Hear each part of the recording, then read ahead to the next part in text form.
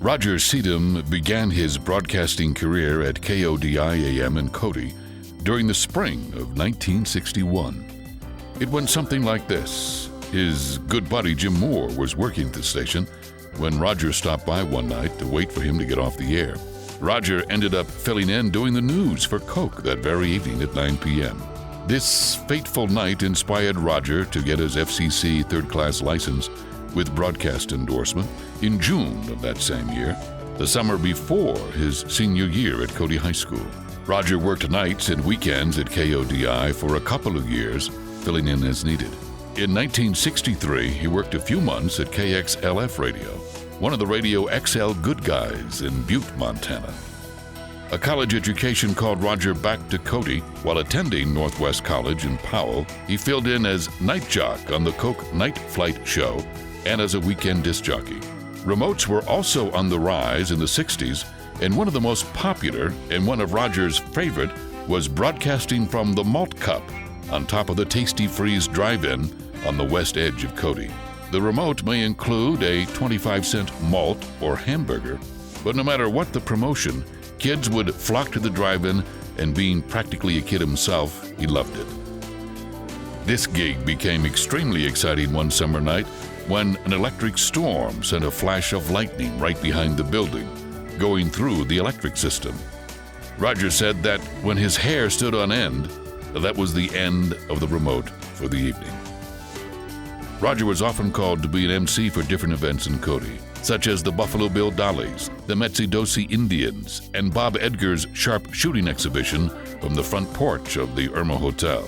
Broadcasting the Stampede Parade and simulcasting it with the public address system on Sheridan Avenue for the folks on the street was also a big hit and continues to this day. Roger has announced the Stampede Parade for 44 years in a row. In the early 70s, Roger's career included news director, advertising sales and sales manager, and like many small stations would often need to do logs for the next day. During this time, KODI became an NBC affiliate, taking news feeds on the phone lines from New York. On weekends, they'd carry the old monitor that NBC carried. That was when the control operator would basically just babysit the board. Roger loved that shift because he could climb up on the roof in the summertime, catch a few rays, and watch tourists go down Sheridan Avenue. One of the many highlights of Roger's career included meeting many dignitaries that come to Cody to be the Grand Marshal of the parades. The biggest honor was to meet and drink with John Wayne. During the 60s, when KODI was an NBC affiliate, Roger had the pleasure of recording Kurt Gowdy when he'd be in town. Kurt would call up the station and ask Roger to get some sports stories and any final scores off the teletype. Then Kurt would come to the station to record them, ad-libbing the stories, of course. Hometown hero Al Simpson was always one of Roger's favorites to have in the station. He also enjoyed his time with Al on the volunteer fire department. Whenever he was in town, he always came to Party Line to update the fine citizens of Cody. In 1991, KODI and KTAG-FM went dark. Roger was part of the group that was formed to buy the stations from the courts after a bankruptcy trustee pulled the plug. KODI went back on the air with a handful of ads in April, and then, after considerable updating, KTAG followed in June. After many successful years of operation under Roger's leadership, KODI and KTAG were sold to Legend Communications in 1999. In January of 2005, Roger became mayor of Cody, a position he holds today.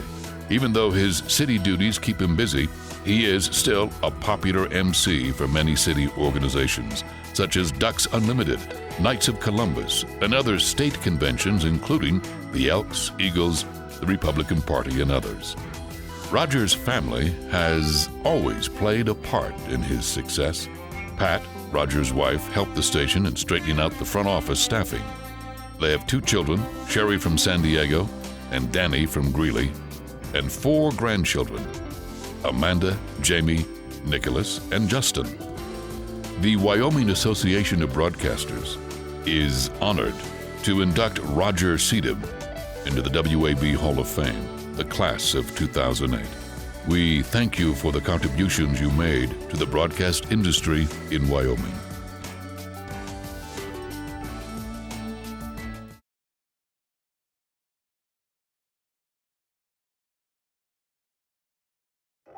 Ken Keating started his broadcasting career in 1962 as sales and sports director of Bighorn Broadcasting, KWYO AM in Sheridan, Wyoming.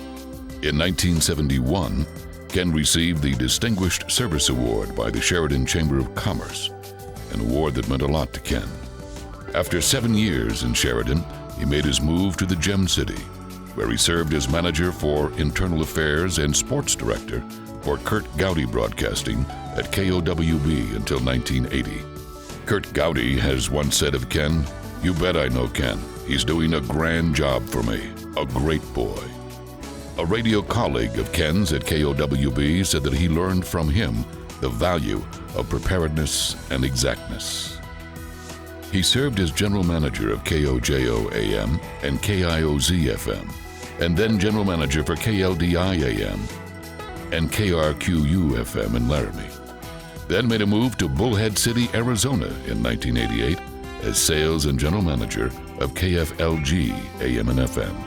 Ken's broadcasting career included narrating political announcements for Governor Ed Herschler, director of sports programming for Wyoming for the Intermountain Radio Network, and was a guest instructor at the University of Wyoming Journalism and Telecommunications Department in techniques and methods of broadcasting. He was also a UPI correspondent for 9 years and then an AP correspondent for 11 years. Ken also served as director of the Wyoming Association of Broadcasters in the 80s. One of Ken's true loves was play-by-play, including the Shrine Bowl of Wyoming. The snap, it's high. Massey had to climb the ladder to catch it, gets it off, and it goes to Miller, who takes a fair catch at the 27. And Aaron Metcalf almost ran into Tom Massey, but I don't know how he avoided it. Ken broadcast high school games for over 19 years. He indicated on an application form that it was great fun working with young high school athletes. He announced University of Wyoming football and basketball games for over 10 years. No athletic team he covered could match Ken's game planning.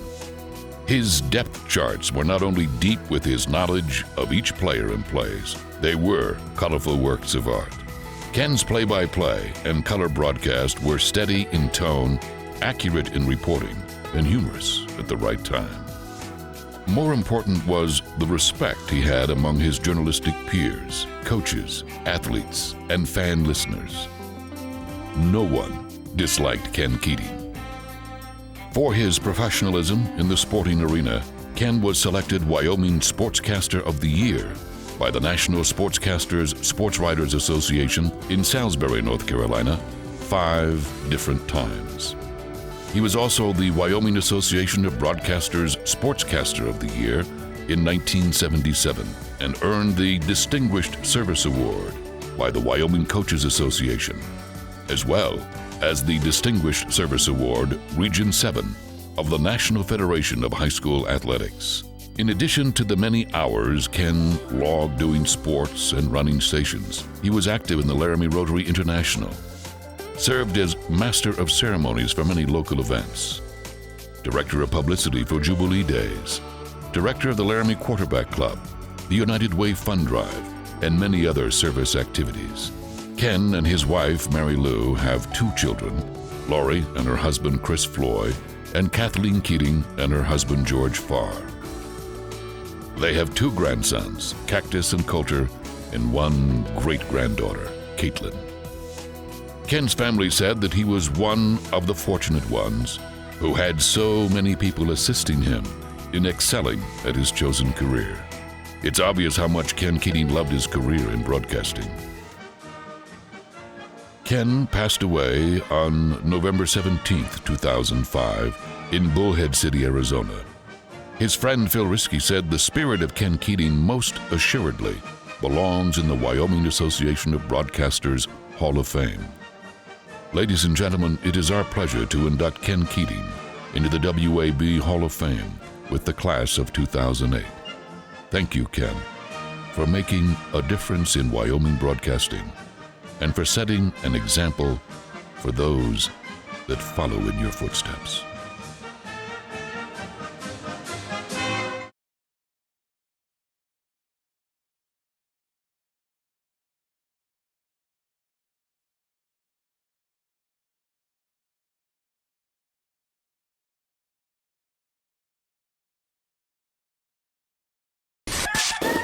On continuous country favorites, Q102. If you listen to the program on a regular basis, you know that I have a nickname for the two morning gals.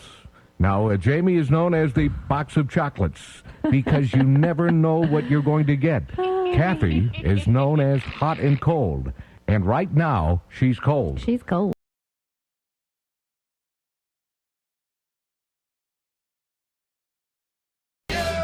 Casper's Hit Music at 104.7. What's up? Donovan Short at 473-1047. You can keep voting, too, by the way. Casper's Most Wanted, the 5 hottest songs in the city, are on the way tonight with Miller at 6 o'clock. He's Lifehouse. 104.7 KISS FM. It is Casper's Hit Music with Donovan Short on Friday afternoon at 473-1047.